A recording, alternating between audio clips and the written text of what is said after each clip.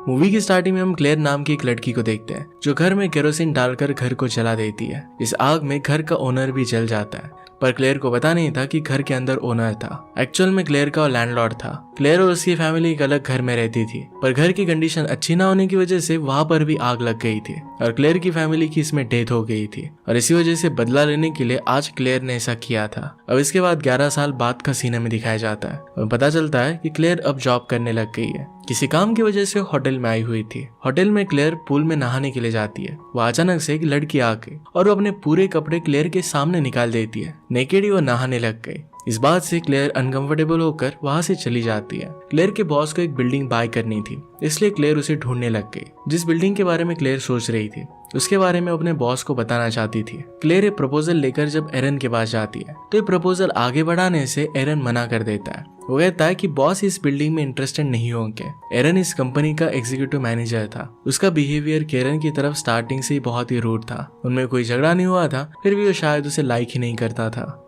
हमेशा क्लेयर की बातों को जानबूझकर वो इग्नोर किया करता था। क्लेयर इस बात से नाराज हो जाती है और लिफ्ट में डाउन फ्लोर पर जाती है। जाते हुए अचानक से उसके बॉस स्कॉट उसे लिफ्ट में मिले। साथ में वो दोनों डाउन फ्लोर पे जा रहे थे। क्लेयर फिर डिसाइड कर लेती है कि यहीं पर उस बिल्डिंग के बारे में अपने बॉस को बता देगी। हिम्मत जुटाकर उसने सब कुछ बता दिया।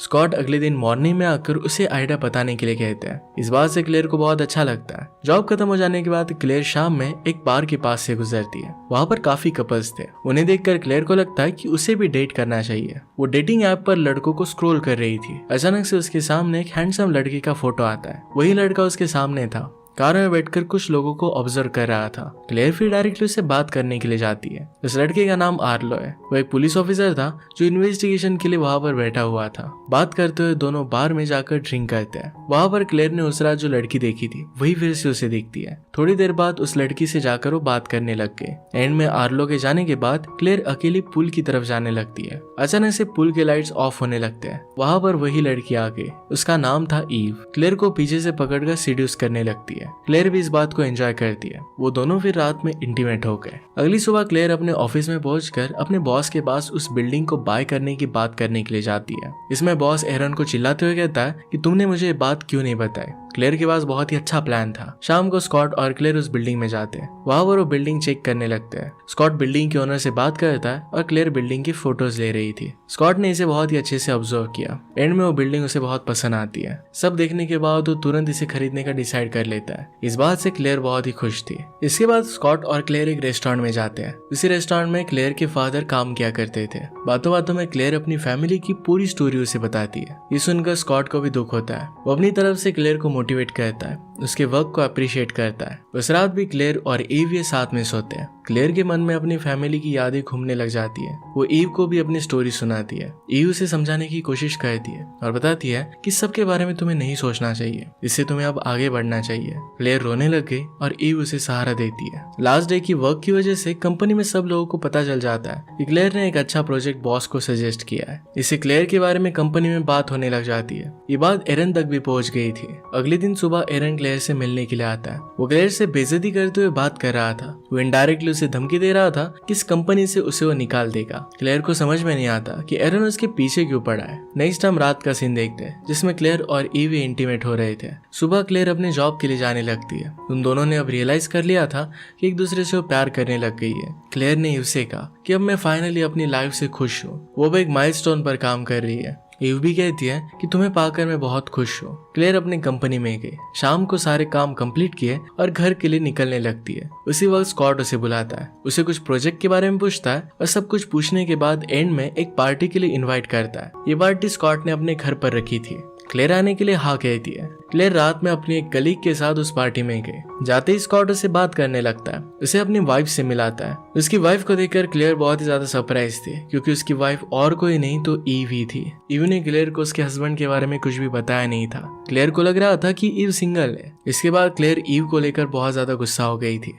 बाद में पार्टी खत्म होने के बाद क्लेयर गुस्से में ही वहां से निकल जाती है। कार में अपने कलीग के साथ जाते हुए उसे पता चलता है कि उसके बॉस स्कॉट की पहले एक वाइफ थी जो अचानक गायब हो गई थी। किसी को उसके बारे में पता नहीं चला था। कहाँ चली गई इसके बारे में भी किसी को पता नहीं था। क्लेयर के लिए बहुत ही शॉकिंग था। अब क्लेयर को फिर से ड्रामा होने लगता है। वो सहन नहीं कर पाती कि ईव ने उसे धोखा दिया। गुस्से में अपने हाथों को जलाने लगती है। उस टाइम उसे ईव का कॉल भी आता है, पर कॉल को उसने इग्नोर कर दिया। क्लेयर उसे मिलना भी नहीं चाहती थी, उसका कॉल भी रिसीव नहीं करती। एंड में हार कर ईव को खुद से उसे मिलने के लिए आना पड़ता है। क्लेयर उसे देखकर गुस्सा हो जाती है। क्लेयर उसे कहती है कि अब मैं तुमसे नफरत करती हूँ, मुझे अकेला छोड़ दो। ईव उसे कहती है कि तुम्हारा ये समझना गलत नहीं है, पर उसे अपने रिलेशनशिप के बारे में बताती है। वो कहती है कि मैं स्कॉट की वाइफ तो, पर हम दोनों में अच्छे रिलेशनशिप अब नहीं रही। वो अब उससे प्यार नहीं करती, वो क्लेयर को ही पसंद करती है। इसके बाद क्लेयर थोड़ा सा शांत होती है। वो फिर बिना कुछ जवाब दिए वहां से चली जाती है। क्लेयर को शाम को उसके बॉस स्कॉट का कॉल आता है। वो जल्दी से एक शिप पर बुलाता है। क्लेयर वहां पर चली गई। स्कॉट उसे बात करता है,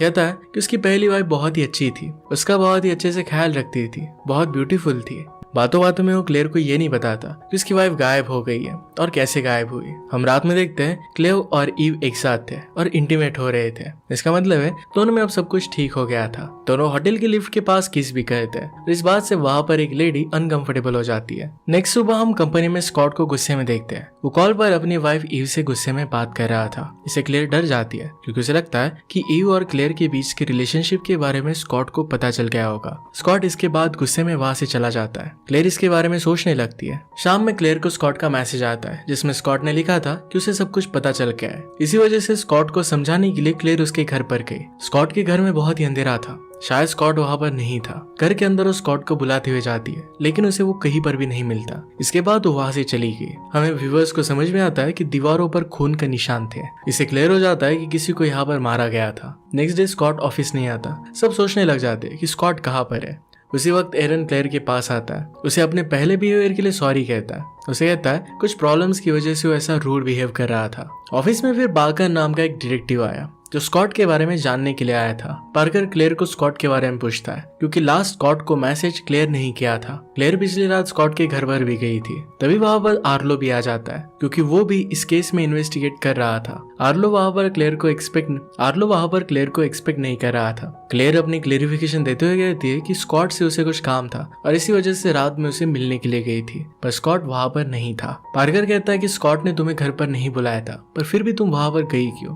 क्लेयर इसके लिए कुछ वैलिड रीजन नहीं दे पाती। क्लेयर को फिर जाने दिया जाता है। पूरे ऑफिस में स्कॉट के मिसिंग होने की न्यूज फैल जाती है और सब वंडर करने लगते हैं कि स्कॉट कहाँ पर गया। क्लेयर फिर ईव को कॉल कर कहती है कि स्कॉट मिसिंग है। क्या उसे हमारे रिलेशनशिप के बारे में पता था? इस पर ईव कहती है कि उसे इस बात के बारे में नहीं पता था। क्लेयर और ईव की कॉल की बातें उनकी कलीग थोड़ा सा सुन लेती है। स्कॉट के मिसिंग होने की वजह से क्लेयर पर ही शक होने लग गया। अब नेक्स्ट सीन में हम आर्लो और पार्कर को बात करते हुए देखते हैं। वो लोग स्कॉट के पहले शादी के बारे में बात कर रहे थे कि उसकी वाइफ किस तरीके से गायब हुई थी। उन्हें पता चलता है कि ईव के भी स्कॉट से शादी किए हुए ज्यादा समय नहीं हुआ था। रात में क्लेयर से मिलने के लिए ईव आती है। उसे कहती है कि तुम ज्यादा डरो मत। उसने कहा कि पुलिस ऑफिसर को ज्यादा नहीं करेंगे। उसे दिलासा देती है। नेक्स्ट डे क्लेयर को इंटरोगेट किया जाता है। इसमें पार्कर और आर्लो दोनों मिलकर उसे सवाल पूछते हैं। ज्यादातर गुस्से में पार्कर ही उसे क्वेश्चन पूछ रहा था। डर में आकर क्लेयर उन दोनों को अपने और ईव के रिलेशनशिप के बारे में बता देती है। वो कहती है कि स्कॉट की मिसिंग होने में उसका कोई भी हाथ नहीं है। शायद स्कॉट को भी उनकी रिलेशनशिप के बारे में पता चल गया था। और पार्कर इतनी इन्फॉर्मेशन निकालने के बाद काफी गुस्से में सवालों को पूछ रहा था। क्लेयर डर कर रोने लगती है और इंटरोगेशन वहीं पर खत्म हो जाती है। क्लेयर वहां से अपने घर पर जाती है और स्कॉट के मिसिंग होने के बारे में सोचने लगती है। तभी उसे एक फ्रेंड का कॉल आता है। उसे कहता है कि तुम्हें अरेस्ट करने के लिए 2 पुलिस ऑफिसर निकल पड़े हैं। ये आर्लो और पार्कर ही थे।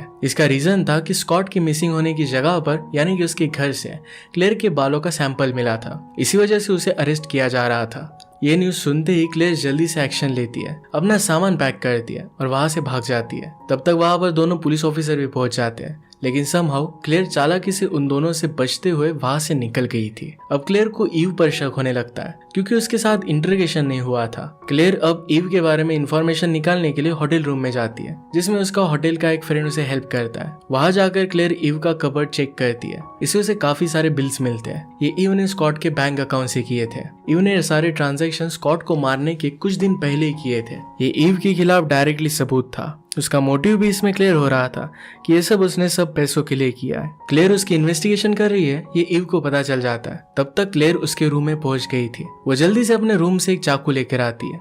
ईव तभी अपने सामने क्लेयर को देखती है जो कि उसे कहती है कि तुमने स्कॉट को मारा है। अब ईव क्लेयर को चाकू मारने वाली थी। इससे बचकर क्लेयर सारे बिल्स वगैरह लेकर वहां से भाग जाती है। बाद में कार्ड से क्लेयर को पता चलता है कि उसने जो बिल्डिंग स्कॉट को सजेस्ट की थी, उस बिल्डिंग के ओनर को कस्टमर लाने की बात भी किसने की होगी, इसलिए ओनर को कॉल करती है, ईव का नाम लेती है। क्लेयर शॉक हो जाती है कि इसमें भी ईव इन्वॉल्व थी। ओनर से बात करने वाली ईव ही थी या नहीं, ये कंफर्म करने के लिए सीसीटीवी चेक करती है। इसमें उसे पता चलता है कि पहले दिन जो लेडी फोन पर बात कर रही थी वो ईव ही थी। इस बिल्डिंग को ईव ने अपने नाम पर कर लिया था। ये सब बात अब क्लेयर पुलिस ऑफिसर को बताना चाहती थी। तभी ऑफिसर्स को पता चलता है कि स्कॉट की डेड बॉडी मिली है, वो भी उसी बिल्डिंग के फायर चेंबर में। स्कॉट की आधी जली हुई बॉडी वहां पर मिलना बहुत ही शॉकिंग था। इसके बाद आर्लो इस केस पर बहुत ही ध्यान से काम करने लगता है। आर्लो जब केस को वापस स्टडी करता है तब काफी सारी बातें पता चलती है। इससे अब क्लियर हो रहा था कि स्कॉट को किसने मारा होगा। आर्लो क्लेयर से मिलता है जो उसके कांटेक्ट में ही था। क्लेयर आर्लो से कहती कि मैंने स्कॉट को नहीं मारा,